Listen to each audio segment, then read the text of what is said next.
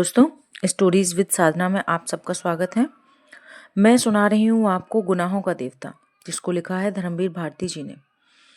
आपने पिछले पार्ट में सुना था कि पम्मी और चंदर दोनों फिल्म देखने के लिए आते हैं। दोस्तों, आप पिछले पार्ट जरूर देखिए, तभी आपको आगे कहानी समझ में आती जाएगी। उसके आगे नहीं, यह एक बाइबल की कहानी है। असल में एक राजा था हैदर। उसने अपने भाई को मारकर अपनी पत्नी से शादी कर ली। उसकी भतीजी थी सेलामी, जो बहुत सुंदर थी और बहुत अच्छा नाचती थी। हेराद उस पर मुग्ध हो गया, लेकिन सेलामी एक पैगंबर पर मुग्ध थी। पैगंबर ने सेलामी के प्रणय को ठुकरा दिया। एक बार हेराद ने सेलामी से कहा, यदि तुम नाचो तो मैं तुम्हें कुछ दे सकता हूँ। सेलामी नाची और पुरस्कार में उसने अपना अपमान करने वाले पैगंबर का सिर मांगा। हेराद वचनबद्ध था। उसने पैगंबर का सिर तो दे दिया, लेकिन बाद में इस भय से कि कहीं राज्य पर कोई आपत्ति न आए, उसने सेलामी को भी मरवा डाला। चंदर को यह कहानी बहुत अच्छी लगी। तब तो चित्र बहुत ही अच्छा होगा, उसने सोचा। सुधा की परीक्षा है, वरना सुधा को भी दिखला देता। लेकिन क्या नैतिकता है इन पाश्चात्य देशों की कि अपनी भतीजी पर ही हैराद मुग्ध हो गया। उसने कहा पम्मी से, लेकिन हैराद अपनी भतीजी पर ही मुग्ध हो गया तो क्या हुआ? यह तो सेक्स है मिस्टर कपूर। सेक्स कितनी भयंकर शक्तिशाली भावना है, यह भी शायद तुम नहीं समझते। अभी तुम्हारी आंखों में बड़ा भोलापन है। तुम रूप की आग से संसार से दूर मालूम पड़ते हो, लेकिन शायद 2-1 साल बाद तुम भी जानोगे कि यह कितनी भयंकर चीज है। आदमी के सामने वक्त बेवक्त, नाता रिश्ता, मर्यादा अमर्यादा कुछ भी नहीं रह जाता है। वह अपनी भतीजी पर मोहित हुआ तो क्या? मैंने तो तुम्हारे यहाँ एक पौराणिक कहानी पढ़ी थी कि महादेव अपनी लड़की सरस्वती पर मुग्ध हो गए। महादेव नहीं, ब्रह्मा, चंदर बोला। हाँ हाँ, ब्रह्मा, मैं भूल गई थी। तो यह तो सेक्स है। आदमी को कहाँ ले जाता है यह अंदाजा भी नहीं किया जा सकता। तुम तो अभी बच्चों की तरह भोले हो। ईश्वर न करे कि तुम कभी इस प्याले का शरबत चखो। मैं भी तो तुम्हारी इसी पवित्रता को प्यार करती हूँ, पम्मी ने चंदर की ओर देखकर कहा। तुम जानते हो मैंने तलाक क्यों दिया? मेरा पति बहुत चाहता था, लेकिन मैं विवाहित जीवन के वासनात्मक पहलू से घबरा उठी। मुझे लगा मैं आदमी नहीं हूँ, बस मांस का एक लोथड़ा हूँ जिसे मेरा पति जब चाहे तब मसल दे। जब चाहे। मैं ऊब गई थी। एक गहरी नफरत थी मेरे मन में। तुम आए तो बड़े पवित्र लगे। तुमने आते ही प्रणय याचना नहीं की। तुम्हारी आंखों में भूख नहीं थी, हमदर्दी थी, स्नेह था, कोमलता थी, निश्चलता थी। मुझे तुम काफी अच्छे लगे। तुमने मुझे अपनी पवित्रता देकर जला दिया। चंदर को एक अजब सा गौरव हुआ और पम्मी के प्रति एक ऊंची आदर भावना। उसने पवित्रता देकर जला दिया। चंदर सहसा उसके मन में आया कि लेकिन यह उसके व्यक्तित्व की पवित्रता किसकी दी हुई है? सुधा की ही है ना? उसी ने तो उसे सिखाया है कि पुरुष और नारी में कितने ऊंचे संबंध रह सकते हैं। क्या सोच रहे हो? पम्मी ने अपना हाथ कपूर की गोद में रख दिया।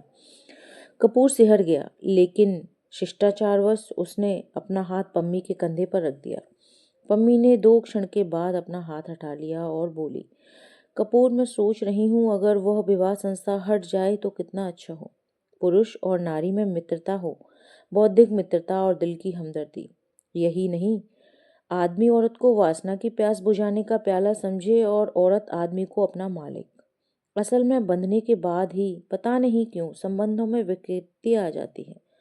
मैं तो देखती हूँ कि प्रणय विवाह होते हैं और वह असफल हो जाते हैं, क्योंकि विवाह के पहले आदमी औरत को ऊंची निगाह से देखता है, हमदर्दी और प्यार की चीज समझता है, और विवाह के बाद सिर्फ वासना की।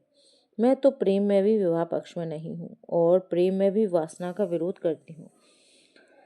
लेकिन हर लड़की ऐसी थोड़ी ही होती है, चंदर बोला। तुम्हें वासना से नफरत हो, लेकिन हर एक चीज को तो नहीं। हर एक लड़की को होती है। लड़कियां बस वासना की झलक, एक हल्की सिहरन और एक गुदगुदी पसंद करती हैं।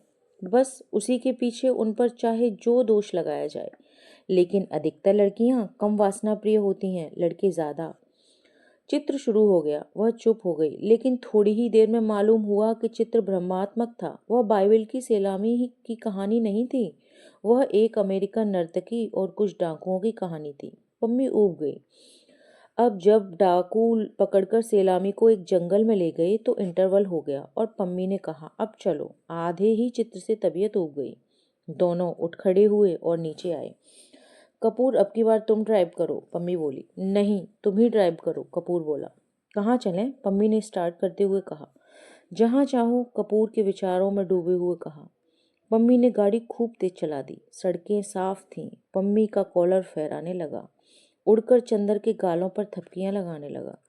चंदर दूर खिसक गया। पम्मी ने चंदर की ओर देखा और बजाय कॉलर ठीक करने के गले का एक बटन और खोल लिया। चंदर को पास खींच लिया। चंदर चुपचाप बैठ गया। पम्मी ने एक हाथ स्टीयरिंग पर रखा और एक हाथ से चंदर का हाथ पकड़े रही और वह चंदर को दूर नहीं जाने देगी। चंदर के बदन से एक हल्की सी सिरहन नाच रही थी। क्यों? शायद इसीलिए कि हवा ठंडी थी, या शायद इसीलिए कि उसने पम्मी का हाथ अपने हाथ से हटाने की कोशिश की। पम्मी ने हाथ खींच लिया और कार के अंदर की बिजली जला दी। कपूर चुपचाप ठाकुर साहब के बारे में सोचता रहा। कार चलती रही। जब चंदर का ध्यान टूटा तो उसने देखा कि मैकपर्सन लेक के पास रुकी है। दोनों उतरे। बीच में सड़क थी। इधर नीचे उतरकर झील और उधर गंगा बह रही थी। 8 बजा होगा। रात हो गई थी। चारों तरफ सन्नाटा था। बस सितारों की हल्की रोशनी थी। मैकपर्सन झील काफी सूख गई थी। किनारे किनारे मछली मारने के मचान बने थे। इधर आओ, पम्मी बोली और दोनों नीचे उतरकर मचान पर जा बैठे। पानी का धरातल शांत था। सिर्फ कहीं कहीं मछलियों के उछलने या सांस लेने से पानी हिल जाता था। पास ही के नीवा गांव में किसी के यहाँ शादी थी। जो शहनाई का हल्का स्वर हवाओं की तरंगों पर हिलता डुलता हुआ आ रहा था। दोनों चुपचाप खड़े थे। थोड़ी देर बाद पम्मी ने कहा, कपूर चुप रहो, कुछ बात मत करना। उधर देखो, पानी में सितारों पर प्रतिबिंब देख रहे हो? चुप्पे से सुनो, ये सितारे क्या बात कर रहे हैं? पम्मी सितारों की ओर देखने लगी। कपूर चुपचाप पम्मी की ओर देखता रहा। थोड़ी देर बाद सहसा पम्मी एक बांस से टिककर बैठ गई। उसके गले के 2 बटन खुले हुए थे और उसमें से रूप की चांदनी फटी पड़ती थी। पम्मी आंखें बंद किए बैठी थी। चंदर ने उसकी ओर देखा और फिर जाने क्यों उससे देखा नहीं गया। वह सितारों की ओर देखने लग गया। पम्मी के कॉलर के बीच से सितारे टूट टूट कर बरस रहे थे। सहसा पम्मी ने आंखें खोल दी और चंदर का एक कंधा पकड़कर बोली, कितना अच्छा हो अगर आदमी हमेशा संबंधों में एक दूरी रखे, सेक्स ना आने दे। ये सितारे हैं, देखो कितने नज़दीक, करोड़ों बरस से साथ हैं, लेकिन कभी भी एक दूसरे को छूते तक नहीं। तभी तो संग निभाते हैं। सहसा उसकी आवाज़ में जाने क्या छलक आया। चंदर जैसे मदहोश हो गया। वह बोली, बस ऐसा हो कि आदमी अपने प्रेमास्पद को निकटतम लाकर छोड़ दे, उसको बांधे ना। कुछ ऐसा हो कि होठों के पास खींचकर छोड़ दे। और पम्मी ने चंदर का माथा होठों पर लाकर छोड़ दिया। उसकी गरम गरम सांसें चंदर की पलकों पर बरस रहीं। कुछ ऐसा हो कि आदमी उसे अपने हृदय तक खींचकर फिर हटा दे। और चंदर को पम्मी ने अपनी बाहों में घेर कर अपने वक्ष तक खींचकर छोड़ दिया। वक्ष की गहराई गरमाई चंदर के रोम रोम में सुलग उठी। वह बेचैन हो उठा। उसके मन में आया कि वह अभी यहाँ से चला जाए। जाने कैसा लग रहा था उसे। सहसा पम्मी बोली, लेकिन नहीं, हम लोग मित्र हैं और कपूर तुम बहुत पवित्र हो, निष्कलंक हो और तुम पवित्र रहोगे। मैं जितनी दूरी, जितना अंतर, जितनी पवित्रता पसंद करती हूँ वह तुम में है और हम लोगों में हमेशा निभेगी, जैसे इन सितारों में हमेशा निभती आई है। चंद्र चुपचाप सोचने लगा। वह पवित्र है। एकाएक उसका मन जैसे ऊबने लगा और जैसे एक बेहग शिशु घबराकर अपने नीड के लिए तड़प उठता है, वैसे ही वह इस वक्त तड़प उठा था सुधा के पास जाने के लिए। क्यों? पता नहीं क्यों। यहाँ कुछ है और जो उसे जकड़ लेना चाहता है। वह क्या करे? पम्मी उठी, वह भी उठा। बांस का मचान हिला, लहरों में हरकत हुई। करोड़ों साल से अलग और पवित्र सितारे हिले, आपस में टकराए और चूर चूर होकर बिखर गए। रात भर चंदन को ठीक से नींद नहीं आई। वह काफी गर्मी पड़ने लगी थी। एक सूती चादर से ज़्यादा नहीं ओढ़ा जाता था और चंदर ने वह भी ओढ़ना छोड़ दिया था। लेकिन उस रात को अक्सर एक अजीब सी कपकपी उसे झकझोर जाती थी और वह कसकर चादर लपेट लेता था। फिर जब उसकी तबीयत घुटने लगती तो वह उठ बैठता था। उसे रात भर नींद नहीं आई। बार बार झपकी आई और लगा कि खिड़की के बाहर सुनसान अंधेरे में अजब सी आवाज़ें आती हैं और नागिन बनकर उसकी सांसों से लिपट जाती हैं। वह परेशान हो उठता है। इतने में फिर कहीं से कोई मीठी सतरंगी संगीत की लहर आ जाती है और उसे सचेत और सजग कर जाती है। एक बार उसने देखा कि सुधा और गेसु कहीं चली जा रही हैं। उसने गेसु को कभी देखा नहीं था, लेकिन उसने सपने में गेसु को पहचान लिया। लेकिन गेसु तो पम्मी की तरह गाउन पहने हुए थी। फिर देखा तो बिनती रो रही है और इतना बिलख बिलख कर रो रही है कि तबीयत घबरा जाए। घर में कोई नहीं है। चंद्र समझ नहीं पाता कि वह क्या करे। अकेले घर में एक अपरिचित लड़की से बोलने का साहस भी नहीं होता है। किसी तरह हिम्मत करके वह समीप पहुंचा तो देखा, अरे यह तो सुधा है। सुधा लुटी हुई सी मालूम पड़ती है। वह बहुत हिम्मत करके सुधा के पास बैठ गया। उसने सोचा सुधा को आश्वासन दे, लेकिन उसके हाथों पर जाने कैसे सुकुमार जंजीरें कसी हुई हैं। उसके मुंह पर किसी की सांसों का भार है। वह निश्चेष्ट है। उसका मन अकुला उठा। वह चौंक कर जाग गया तो देखा वह पसीने से तर है। वह उठकर टहलने लगा। वह जाग गया था, लेकिन फिर भी उसका मन स्वस्थ नहीं था। कमरे में ही टहलते टहलते वह फिर से लेट गया। लगा जैसे सामने की खिड़की खुली, उसमें से सैकड़ों तारे टूट टूट कर भयानक तेजी से आ रहे हैं और उसके माथे से टकरा टकरा कर चूर चूर हो जाते हैं। एक मर्मांतक पीड़ा उसकी नसों में खौल उठी और लगा जैसे उसके अंग अंग में चिताएं धधक रही हैं। जैसे तैसे रात कटी और सुबह उठते ही वह यूनिवर्सिटी जाने से पहले सुधा के यहाँ गया। सुधा लेटी हुई पढ़ रही थी। डॉक्टर शुक्ला पूजा कर रहे थे। बुआ जी शायद रात को चली गईं, क्योंकि बिनती बैठी तरकारी काट रही थी और खुश नजर आ रही थी। चंदर सुधा के कमरे में गया। देखते ही सुधा मुस्कुरा पड़ी। बोली कुछ नहीं, लेकिन आते ही उसने चंदर के अंग अंग को अपनी निगाहों के स्वागत में समेट लिया। चंदर सुधा के पैरों के पास बैठ गया। कल रात को तुम कार लेकर वापस आई तो चुप्पी से चले गई। सुधा बोली, कहो कल कौन सा खेल देखा? कल बहुत बड़ा खेल देखा। बहुत बड़ा खेल सुधी, चंदर व्याकुलता से बोला। अरे जाने कैसा मन हो गया, रात भर नींद ही नहीं आई। और उसके बाद चंदर सब बता गया, कैसे वह सिनेमा गया, उसने पम्मी से क्या बात की। उसके बाद उसने कार पर उसने चंदर को अपने पास खींच लिया। कैसे वे लोग मैकपर्सन झील गए और वहाँ पम्मी पागल हो गई। फिर कैसे चंदर को एकदम सुधा की याद आने लगी और फिर रात भर चंदर को कैसे कैसे सपने आए। सुधा बहुत गंभीर होकर मुंह में पेंसिल दबाए कोनी टेके बस चुपचाप सुनती रही और अंत में बोली, तो तुम इतने परेशान हो गई चंदर? उसने तो अच्छी ही बात कही थी। यह तो अच्छा ही है कि ये सब जिसे तुम सेक्स कहते हो या संबंधों में ना आए, उसमें क्या बुराई है? क्या तुम चाहते हो कि सेक्स आए? कभी नहीं। तुम मुझे अभी तक समझ नहीं पाई। तो ठीक है, तुम भी नहीं चाहते कि सेक्स आए और वह भी नहीं चाहती कि सेक्स आए, तो झगड़ा क्या है? क्यों तुम उदास क्यों हो इतने? सुधा बोल पड़ी बड़े अचरज से। लेकिन उसका व्यवहार कैसा है? चंदर ने सुधा से कहा।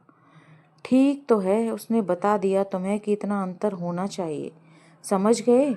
तुम लालची आदमी हो, चाहते होगे कि यह भी अंतर ना रहे, इसीलिए तुम उदास हो गई। छी!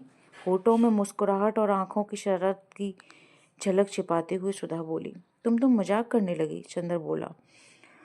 सुधा सिर्फ चंद्र की ओर देखकर मुस्कुराती रही, सामने लगी हुई तस्वीर की ओर देखता रहा। फिर उसने सुधा के कबूतरों जैसे उजले मासूम नन्हे पैर अपने हाथ में लिए और भर्राई हुई आवाज में बोला, सुधा तुम कभी हम पर विश्वास न हार बैठना। सुधा ने किताब बंद करके रख दी और उठकर बैठ गई। उसने चंद्र के दोनों हाथ अपने हाथों में लेकर कहा, पागल कहीं के, हमें कहते हो? अभी सुधा में बचपन और है और तुम में क्या है? वारे छुई मुई के फूल। किसी ने हाथ पकड़ लिया, किसी ने बदन छू लिया तो घबरा गए। तुमसे अच्छी तो लड़कियां होती हैं। सुधा ने उसके दोनों हाथ झकझोरते हुए कहा, नहीं सुधी, तुम नहीं समझती। मेरी जिंदगी में एक ही विश्वास की चट्टान है, वह हो तुम। मैं जानता हूँ कि कितने ही जल प्रलय हों, लेकिन तुम्हारे सहारे मैं हमेशा ऊपर रहूँगा। तुम मुझे डूबने नहीं दोगी। तुम्हारे ही सहारे मैं लहरों से भी खेल सकता हूँ, लेकिन तुम्हारा विश्वास अगर कभी हिला तो मैं किन अंधेरी गहराइयों में डूब जाऊंगा, यह कभी मैं सोच नहीं पाता, चंदर ने बड़े कातर स्वर में कहा। सुधा गंभीर हो गई। क्षण भर वह चंदर के चेहरे की ओर देखती रही, फिर चंदर के माथे पर झूलती हुई एक लट को ठीक करते हुए बोली, चंदर, और मैं किसके विश्वास पर चल रही हूँ, बोलो। लेकिन मैंने तो कभी नहीं कहा कि चंदर अपना विश्वास मत हारना।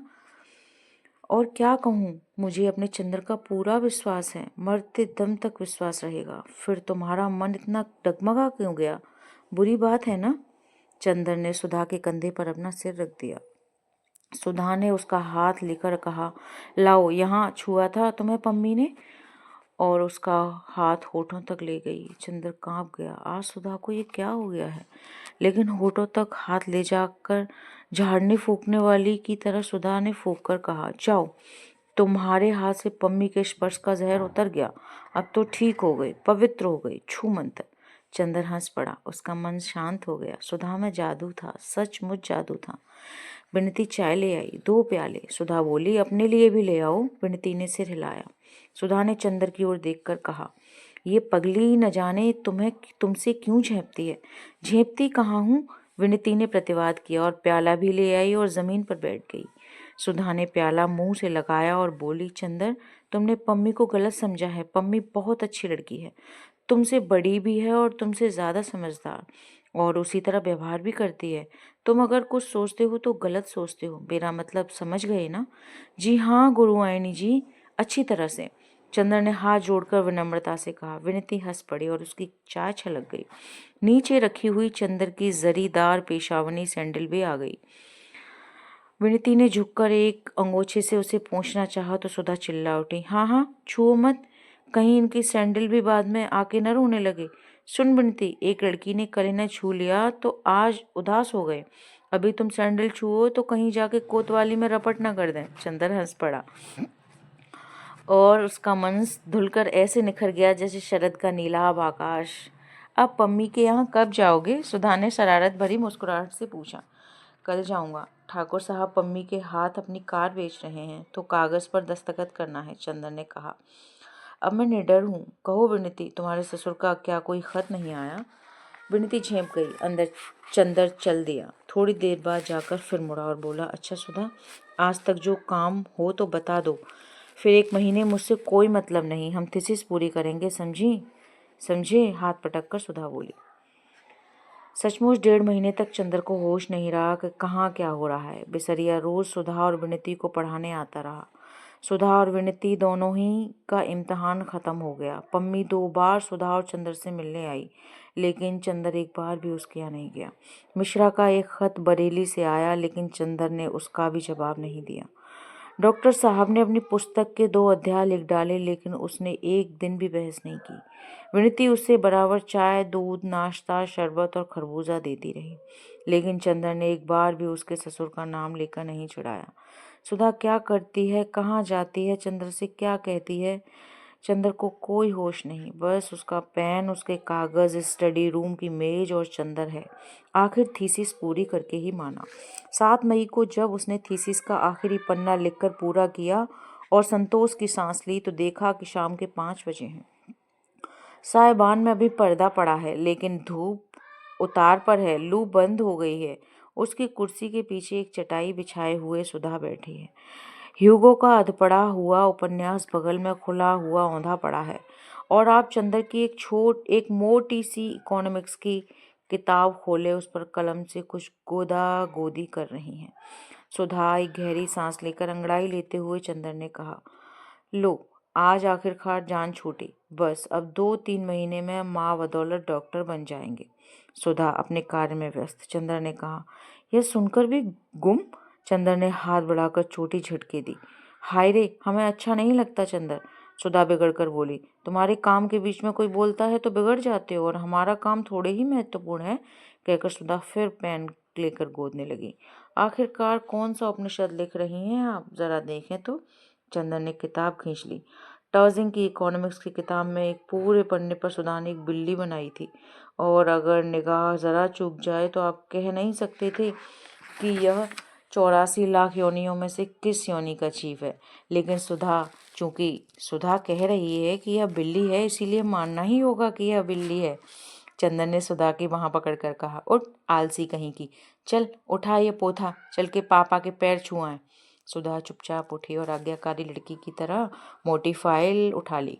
दरवाजे तक पहुंचकर रुक गई और चंदर के कंधे पर फाइलें टिकाकर बोली, ए चंदर, तुम तो सच्ची अब डॉक्टर ही हो जाओगे। और क्या, आहा कहकर जो सुधा उछली तो फाइल हाथ से खिसकी और सभी पन्ने जमीन पर। चंद्र झल्ला गया। उसने गुस्से से लाल होकर एक घूसा सुधा को मार दिया। अरे राम रे, सुधा ने पीठ सीधी करते हुए कहा, बड़े परोपकारी हो डॉक्टर चंद्र कपूर, हमें बिना थीसिस लिखे डिग्री दे दी, लेकिन बहुत जोर की थी। चंद्र हंस पड़ा। खैर, दोनों पापा के पास गए। वो भी लिखकर ही उठे थे और शरबत पी रहे थे। चंदर ने जाकर कहा, पूरी हो गई, और पैर छू लिए। उन्होंने चंदर को सीने से लगाकर कहा, बस बेटा, अब तुम्हारी तपस्या पूरी हो गई। अब जुलाई में यूनिवर्सिटी में ज़रूर आ जाओगे तुम। सुधा ने पोथा कोच पर रख दिया और अपने पैर बढ़ाकर खड़ी हो गई। ये क्या, पापा ने पूछा। हमारे पैर नहीं छुएंगे क्या? सुधा ने गंभीरता से कहा। चल पगली, बहुत बदतमीज होती जा रही है, पापा ने कृत्रिम गुस्से से कहा। चंदर, बहुत सिर चढ़ी हो गई है, जरा दबा कर रखो। तुमसे छोटी है कि नहीं? अच्छा पापा, अब आज मिठाई मिलनी चाहिए, सुधा बोली। चंदन ने थीसिस खत्म करी है? जरूर जरूर बेटी, डॉक्टर शुक्ला ने जेब से 10 का नोट निकाल कर दे दिया। जाओ मिठाई मंगवा कर खाओ तुम लोग। सुधा हाथ में नोट लिए उछलते हुए स्टडी रूम में आई, पीछे पीछे चंदन। सुधा रुक गई और अपने मन में हिसाब लगाते हुए बोली, 10 रुपये पौंड ऊन, 1 पौंड में 8 लच्छी, 6 लच्छी में 1 शॉल, बाकी बची 2 लच्छी, 2 लच्छी में 1 स्वेटर, बस एक बिनती का स्वेटर, एक हमारा शॉल। चंद्र का माथा ठनका। अब मिठाई की उम्मीद नहीं, फिर भी कोशिश करनी चाहिए। सुधा, अभी से शॉल का क्या करोगी? अभी तो बहुत गर्मी है, चंद्र बोला। अब की जाड़े में तुम्हारा ब्याह होगा तो आखिर हम लोग नई नई चीज का इंतजाम करें। अब डॉक्टर हुए, अब डॉक्टर नहीं आएंगी, सुधा बोली। खैर, बहुत मनाने बहलाने फुसलाने पर सुधा मिठाई मंगवाने को राजी हुई। जब नौकर मिठाई लेने चला गया तो चंदर ने चारों ओर देखकर पूछा, कहाँ गई बिनती? उसे भी बुलाओ, और अकेले अकेले खा लोगी? वह पढ़ रही थी मास्टर साहब से। क्यों, इम्तिहान तो खत्म हो गया, अब क्या पढ़ रही है? चंदर ने पूछा। विदुषी का सारा खंड तो दे रही है ना सितंबर में, सुधा बोली। अच्छा, बुलाओ विसरिया को भी, चंदर बोला। अच्छा, मिठाई आने दो, सुधा ने कहा और फाइल की ओर देखकर कहा, मुझे इस कमबख्त पर बहुत गुस्सा आ रहा है। क्यों? इसकी वजह से तो तुम 1.5 महीने से सीधे बोले तक नहीं। इम्तिहान वाले दिन सुबह सुबह तुम्हें हाथ जोड़ने आई तो तुमने सिर पर हाथ भी नहीं रखा, सुधा ने शिकायत के स्वर में कहा। तो अब आशीर्वाद दे दें, अब तो खत्म हुई थीसिस, अब जितना चाहो बात कर लो। थीसिस न लिखते तो फिर तुम्हारे चंद्र को उपाधि कहाँ से मिलती? चंदन ने दुलार से कहा। तो फिर कन्वोकेशन के पर तुम्हारी गाउन हम पहनकर फोटो खिंचवाएंगे, सुधा मचल कर बोली। इतने में नौकर मिठाई ले आया। जाओ विनती को बुला लाओ, चंदन ने कहा। विनती आई। तुम पढ़ चुकी? चंदन ने पूछा। अभी नहीं, विनती बोली। अच्छा, अब आज पढ़ाई बंद करो, उन्हें भी बुला लाओ, मिठाई खाई जाए, चंदन ने कहा। अच्छा कहकर विनती जो मुड़ी तो सुधा बोली, अरे लालचिन, ये तो पूछ ले कि मिठाई काहे की है। मुझे मालूम है, विनती मुस्कुराई। उनके यहाँ आज गए होंगे, पम्मी के यहाँ, फिर आज कुछ दिन उस दिन जैसी बात हुई होगी। सुधा हंस पड़ी। चंदर झेप गया। विनती चली गई बिसरिया को बुलाने। अब तो ये तुमसे बोलने लगी, सुधा ने कहा। हाँ, यह है बड़ी सुशील लड़की और बहुत शांत, हमें बहुत अच्छी लगती है। बोलना तो जैसे आता ही नहीं है इसे। हाँ, लेकिन अब खूब सीख रही है। इसकी गुरु मिली है ना, गेसु, हमसे भी ज्यादा गेसु से पटने लगी है इसकी। दोनों ब्याह करने जा रही हैं। दोनों उसी की बातें करती हैं जब मिलती हैं तब, सुधा बोली। और कविता भी करती हैं या? तुम एक बार कह रही थी, चंदर ने पूछा। नहीं जी, असल में एक बड़ी सुंदर सी नोटबुक थी, उसमें यह जाने क्या लिखती थी, हमें नहीं दिखाती थी। बाद में हमने देखा कि एक डायरी है, उसमें धोबी का हिसाब लिखती थी। तो कविता नहीं लिखती? ताज्जुब है, वरना 16 बरस के बाद प्रेम करके कविता करना तो लड़कियों का फैशन हो गया है। उतना ही व्यापक जितना उल्टा पल्ला ओढ़ना। चंदर बोला, चला तुम्हारा नारी पुराण। सुधा बिगड़ी। मिठाई खाने वाले आए, आगे आगे विनती, पीछे पीछे बिसरिया। अभिवादन के बाद बिसरिया बैठ गया। कहो बिसरिया, तुम्हारी शिष्या कैसी है? बस अद्वितीय, कभी बिसरिया ने सिर हिलाकर कहा। सुधा मुस्कुरा दी, चंदर की ओर देखकर कहा, और ये सुधा कैसी थी? बस अद्वितीय, बिसरिया ने उसी तरह कहा। दोनों अद्वितीय हैं साथ ही? चंदर ने पूछा। सुधा और विनती दोनों हंस दी। बिसरिया नहीं समझ पाया कि उसने कौन सी हंसने की बात की थी, और जब नहीं समझ पाया तो पहले सिर खुजलाने लगा, फिर खुद भी हंस पड़ा। उसकी हंसी पर तीनों और हंस पड़े। चंदर मास्टर साहब भी खूब हैं। एक दिन विनती को महादेवी की वह कविता पढ़ा रहे थे, विरह का जलजात जीवन, तो पढ़ते पढ़ते बड़ी गहरी सांस भरने लगे। चंदर और विनती दोनों हंस पड़े। बिसरिया पहले तो खुद हंसा, फिर बोला, हाँ भाई, क्या करें कपूर, तुम तो जानते ही हो मैं बहुत भावुक हूँ, मुझसे बर्दाश्त नहीं होता। एक बार तो ऐसा हुआ कि पर्ची में एक करुण रस का गीत आ गया अर्थ लिखने को, और मैं उसे पढ़ते ही इतना व्यथित हो गया कि उठकर टहलने लगा। प्रोफेसर समझे मैं दूसरे लड़के की कॉपी देखने को उठा हूं तो उन्होंने निकाल दिया। मुझे निकाले जाने का अफसोस नहीं हुआ, लेकिन कविता पढ़कर मुझे बहुत रुलाई आई। सुधा हंसी तो चंदर ने आंख के इशारे से मना कर दिया और गंभीरता से बोला, हाँ भाई बिसरिया, सो तो सही है, तुम इतने भावुक ना हो तो इतना अच्छा कैसे लिख सकते हो? तो तुमने पर्चा छोड़ दिया? हाँ, मैं पर्चे वगैरह की क्या परवाह करता हूँ, मेरे लिए इन सभी वस्तुओं का कुछ भी अर्थ नहीं है। मैं भावना की उपासना करता हूँ। उस समय परीक्षा देने की भावना से ज्यादा सबल उस कविता की करुण भावना थी, और इस तरह मैं कितनी बार फेल हो चुका हूँ। मेरे साथ वह पढ़ता है ना, हरिहर टंडन, वह अब बस्ती कॉलेज का प्रिंसिपल है। एक मेरा सहपाठी था, वह रेडियो का प्रोग्राम एग्जीक्यूटिव है, और एक तुम्हारा सहपाठी तो हमने सुना है कि असेंबली का भी स्पीकर है। चंदर बात काट कर बोला। सुधा फिर हंस पड़ी, विनती भी हंस पड़ी। खैर मिठाई का भोग प्रारंभ हुआ। विसरिया कुछ तकल्लुफ कर रहा था तो विनती बोली, खाइए, मिठाई तो विरह, रोग और भावुकता में बहुत स्वास्थ्यप्रद होती है। अच्छा, अब तो विनती का कंठ फूट निकला। अपने गुरुजी को बना रही है? चंदर बोला। विसरिया थोड़ी देर बाद चला गया। अब मुझे एक पार्टी में जाना है, उसने कहा।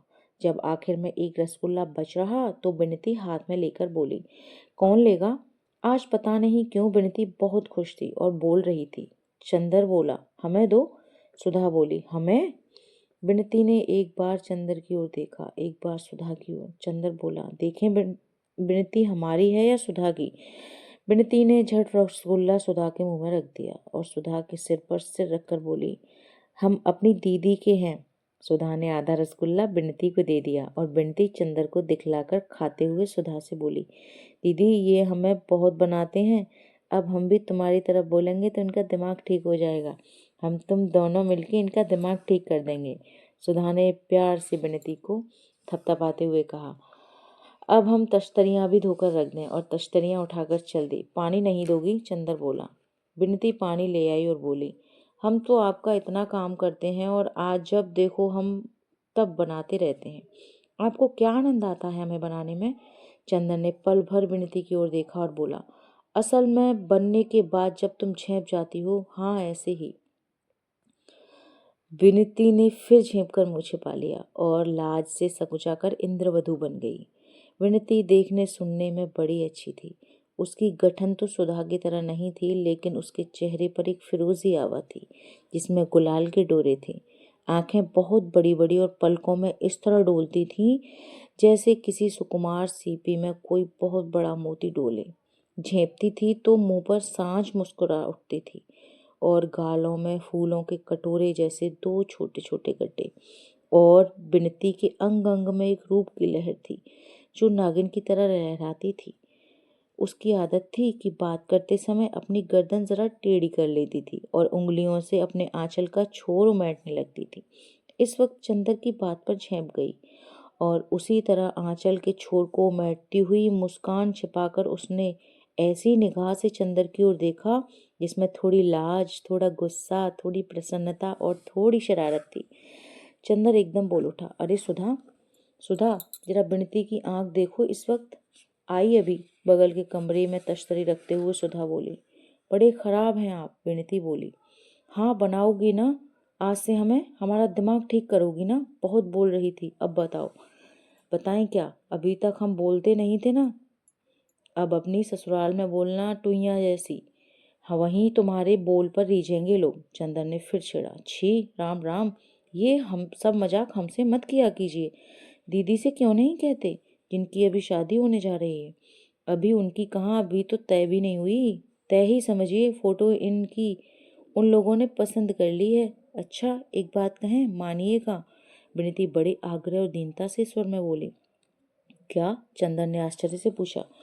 विनीति आज सहसा कितनी बोलने लगी है। विनीति बोली नीचे जमीन की ओर देखती हुई। आप हमसे ब्याह के बारे में मजाक ना किया कीजिए, हमें अच्छा नहीं लगता। ओहो, ब्याह अच्छा लगता है, लेकिन उसके बारे में मजाक नहीं। गुड़ खाया गुलगुले से परहेज। हाँ, यही तो बात है। विनीति सहसा गंभीर हो गई। आप समझते होंगे कि हम ब्याह के लिए उत्सुक हैं। दीदी भी ऐसा ही समझती है, लेकिन मेरा ही दिल जानता है कि ब्याह की बात सुनकर मुझे कैसा लगता है। लेकिन फिर भी मैंने ब्याह करने से इनकार नहीं किया। खुद दौड़ दौड़ कर उस दिन दुबे जी की सेवा में लगी रही, इसीलिए कि आप देख चुके हैं कि माँ का व्यवहार मुझसे कैसा है। आप यहाँ इस परिवार को देखकर समझ नहीं सकते कि मैं वहाँ कैसे रहती हूँ, कैसे माँ जी की बातें बर्दाश्त करती हूँ। वह नरक है मेरे लिए। माँ की गोद है और नरक है, और किसी तरह निकलकर भागना चाहती हूँ। कुछ चैन तो मिलेगा। विनीति की आंखों में आंसू आ गए और सिसकती हुई बोली, लेकिन आप या दीदी जब यह कहते हैं तो मुझे लगता है मैं कितनी नीच हूँ, कितनी पतित हूँ कि खुद अपने ब्याह के लिए व्याकुल हूँ। लेकिन आप न कहा करें तो अच्छा है। विनीति को आंसुओं का तार बंध गया था। सुधा बगल के कमरे में सब कुछ सुन रही थी। आई और चंद्र से बोली, बहुत बुरी बात है चंद्र। विनीति क्यों रो रही है? रानी, बुआ का स्वभाव ऐसा ही है, उससे हमेशा अपना दिल दुखाने से क्या लाभ? और पास जाकर उसको छाती से लगाकर सुधा बोली, मेरी राज दुलारी, अब रोना मत हैं। अच्छा, हम लोग कभी मजाक नहीं करेंगे, बस अब चुप हो जाओ। रानी बिटिया की तरह जाओ, मुंह धोआओ। विनती चली गई। चंदा लज्जित सा बैठा था। लो, अब तुम्हें भी रुलाई आ रही है क्या? सुधा ने बड़े दुलार से कहा। तुम मुझसे ससुराल का मजाक मत किया करो, वह बहुत दुखी है और बहुत कदर करती है तुम्हारी। किसी की भी मजाक की बात और है, हम या तुम कहते हैं तो उससे लग जाता है। अच्छा, वो कह रही थी तुम्हारी फोटो उन लोगों को पसंद कर ली है। चंदन ने बात बदलने के ख्याल से कहा। और क्या, कोई हमारी शक्ल तुम्हारी तरह है कि लोग पसंद ना करें? सुधा अकड़ कर बोली। नहीं, सच सच बताओ, चंदन ने पूछा। अरे जी, लापरवाही से मुंह बिचाकर बोली। उनके पसंद करने से क्या होता है? मैं ब्याह हुआ नहीं करूँगी, तुम इस फेर में न रहना कि हमें निकाल दोगे यहाँ से।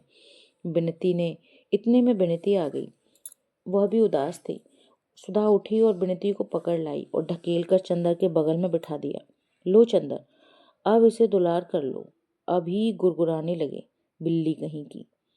सुधा ने उसे हल्की सी चपत मारकर कहा। विनती का मुंह अपनी हथेलियों में लेकर अपने मुंह के पास लेकर आंखों में आंख डालकर कहा, पगली कहीं की, आंसू का खजाना लुटाती फिरती है। चंदर, डॉक्टर शुक्ला ने पुकारा और चंदर उठकर चला गया। सुधा पर इन दिनों घूमना सवार था।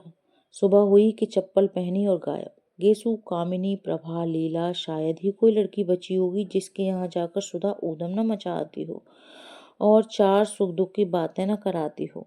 विनती को घूमना कम पसंद था। हाँ, जब कभी सुधा गेसु के यहाँ जाती थी तो विनती जरूर जाती थी। उसे सुधा के सभी मित्रों में गेसु सबसे ज्यादा पसंद थी। डॉक्टर शुक्ला के ब्यूरो में छुट्टी हो चुकी थी, पर वे सुधा का ब्याह तय करने की कोशिश कर रहे थे, इसीलिए वह बाहर भी नहीं गए थे। चंदर 1.5 महीने तक लगातार मेहनत करने के बाद पढ़ाई लिखाई की और आराम कर रहा था, और उसने निश्चय किया था कि अब बरसात के पहले वह किताब नहीं छुएगा। बड़े आराम के दिन कटते थे उसके। सुबह उठकर साइकिल पर गंगा नहाने जाता था और अक्सर ठाकुर साहब से भी मुलाकात हो जाती थी। डॉक्टर शुक्ला ने भी कई दफे इरादा किया कि वे गंगाजी चला करें, लेकिन एक तो उनसे दिन में काम नहीं होता था, शाम को वे घूमते थे और सुबह उठकर किताब लिखते थे।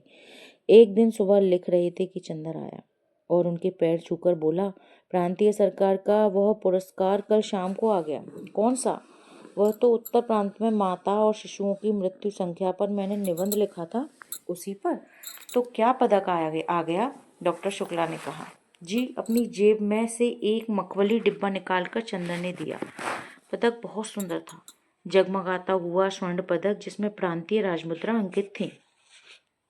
ईश्वर तुम्हें बहुत यशस्वी करे जीवन में। मैं अपने हाथों से